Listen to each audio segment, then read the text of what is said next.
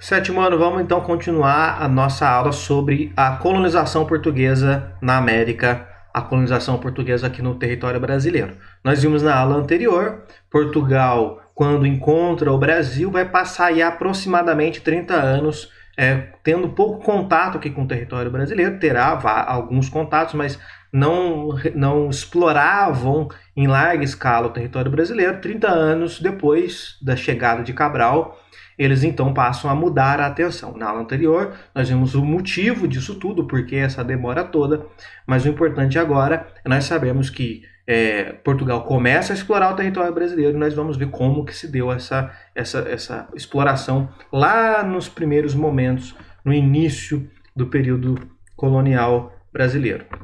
Bem, os contatos com os indígenas, os escambos e as feitorias. Contato com os indígenas, evidentemente, a relação com os indígenas, os escambos, a troca de produtos, e as feitorias eram as construções que os portugueses faziam aqui para guardar os seus produtos e proteger os produtos que eles exploravam daqui do território brasileiro. Bem, na primeira metade do século XVI, o território brasileiro servia para abastecimento das tropas portuguesas. Então, aqueles 30 anos que eu disse para vocês que Portugal não explorou o Brasil, não deixava de vir aqui. Então servia basicamente de um ponto de parada para abastecer os navios para eles irem para o Oriente, quando fosse o caso. Então eles vinham para cá para ir para um lugar que as expedições anteriores ainda não tinham ido, conhecer mais o território, de repente ver o que tinha de novidade, e depois eles partiam para a Índia, porque lá é que estava o lucro. As especiarias é que dava lucro.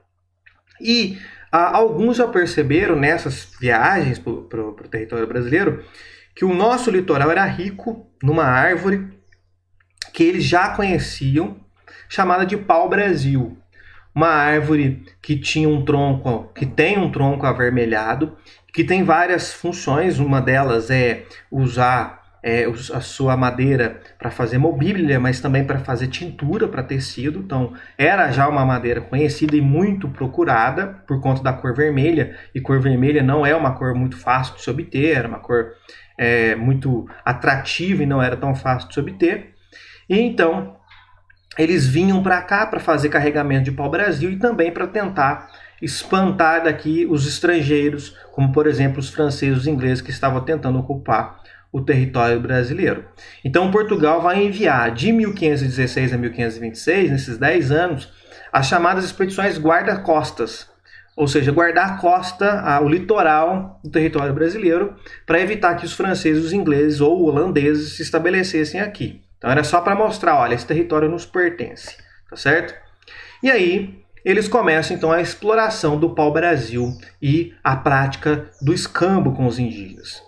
Nesses 30 anos que eu disse para vocês, vai ficar, e até um pouco mais de 30 anos, todo esse trabalho vai ficar limitado ao litoral brasileiro.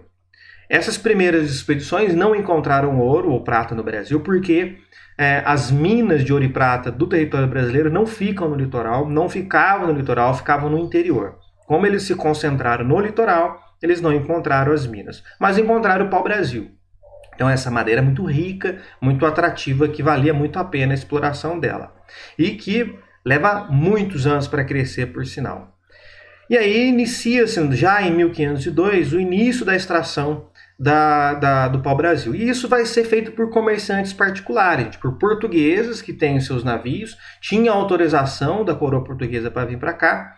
Então eles faziam tudo autorizados pela coroa, mas são eles os responsáveis em fazer tudo. Então esses particulares, quando eu digo particular, porque é uma pessoa qualquer autorizado pela coroa, mas ele não é um funcionário do rei, não é um representante da coroa portuguesa.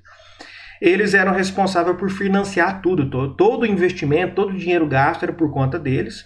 Então eles tinham que financiar, promover o corte da madeira, armazenar a madeira e transladar, ou seja, transportar essa madeira até Portugal. Então tudo era por conta dessas pessoas. A única coisa que Portugal fazia aqui era autorizar, permitir essa exploração. E ainda se comprometia a levantar as feitorias. As feitorias basicamente eram construções feitas com os materiais que tinham aqui mesmo, eram grandes depósitos para poder armazenar a madeira até que pudesse ser levado para Portugal. E também servia para a parada dos navegadores quando vinham por aqui. E proteger, então, os portugueses de grupos indígenas que, uma vez ou de tempos em tempos, eles se confrontavam, então era bastante perigoso. Certo? Então eles construíram essas feitorias. O que Portugal ganhava com isso, além de autorizar? Portugal não vai deixar lá tirar a madeira, não vai ganhar nada com isso? Bem, claro que Portugal vai ganhar, a coroa portuguesa vai ganhar, ou seja, o rei de Portugal vai ganhar.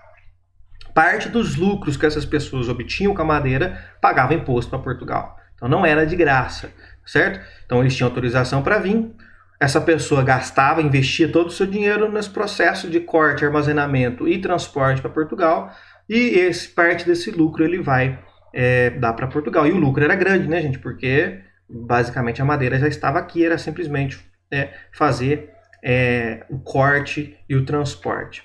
Então acontecia aqui um arrendamento da terra. Então de um lado nós tínhamos o rei e do outro os exploradores. Certo? Então esses exploradores vão cuidar, como eu já disse, da derrubada, do corte, do transporte e do depósito. Só que esses particulares autorizados pela coroa portuguesa, não são eles que vão necessariamente ir lá com o machado cortar a árvore e transportar. Todos esses trabalhos eram feitos pelos indígenas. Então eles basicamente colocavam os indígenas para fazer isso. O que eles davam em troca para o indígena fazer esse trabalho? De corte, armazenamento, depois colocar até os navios para que ele fosse levado para Portugal. Troca de objetos que, para o português, eram de pouco valor.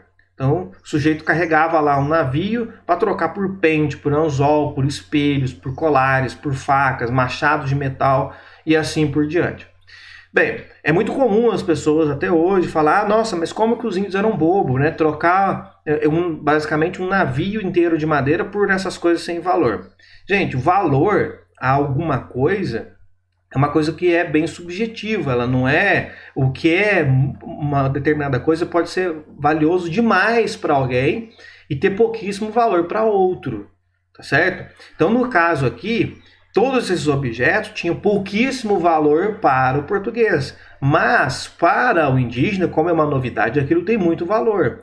Veja, para cortar madeira, eles tinham que usar pedra ou outras madeiras. Agora, de repente, ele tem um machado de metal muito mais resistente, muito mais forte para trabalhar. Então, claro que isso para ele é muito vantajoso, é uma novidade. Então, aqui não tem necessariamente uma questão de ser mais ou menos inteligente, mais ou menos esperto, certo? É uma questão de que o valor que se dá a um objeto ele é diferente dependendo da necessidade da cultura e assim por diante. Tá certo? Então não significa que eles não eram inteligentes por trocar por essas coisas. Tinha pouco valor do ponto de vista dos portugueses, mas dos indígenas não necessariamente. Tá certo?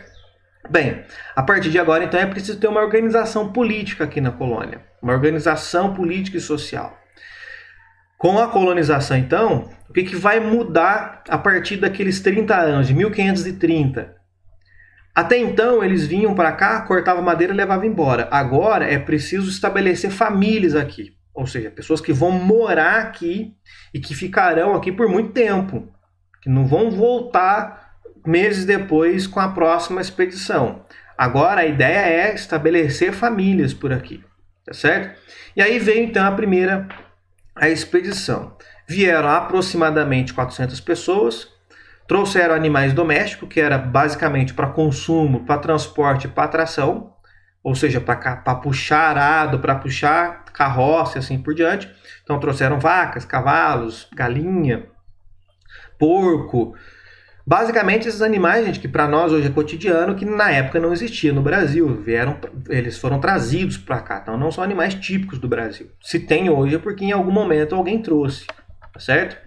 E também trouxeram as primeiras mudas de cana-de-açúcar para ver se o terreno brasileiro, se o território brasileiro era bom para produzir cana-de-açúcar. Essa primeira expedição vai ser liderada por um sujeito chamado Martim Afonso de Souza e ele explorou basicamente o litoral brasileiro. Desde lá de Pernambuco, no nordeste do Brasil, até na Baía de Guanabara, na região do Rio de Janeiro e na Cananéia. E o primeiro núcleo oficial da colonização portuguesa vai ser na Vila de São Vicente, que está no litoral de São Paulo de hoje, tá? Que corresponde ao litoral de São Paulo de hoje. A partir de São Vicente, então, que eles montam ali uma vila, que depois vai se transformar na cidade de São Vicente, é que vai começar a administrar todo o território. Mas perceba, um núcleo tão pequenininho para administrar esse território tão grande é muito difícil. Então a coroa portuguesa vai ter que, o rei de Portugal vai ter que achar uma solução para poder ocupar esse território tão grande usando um número pequeno de pessoas, já que Portugal era um país pequeno e uma população pequena também. E aí ele vai ter que criar mecanismos para isso, e nós vamos ver na próxima aula quais são os mecanismos, quais foram os mecanismos que Portugal criou para poder, então, administrar esse território tão grande, tão vasto, com poucas pessoas disponíveis para isso.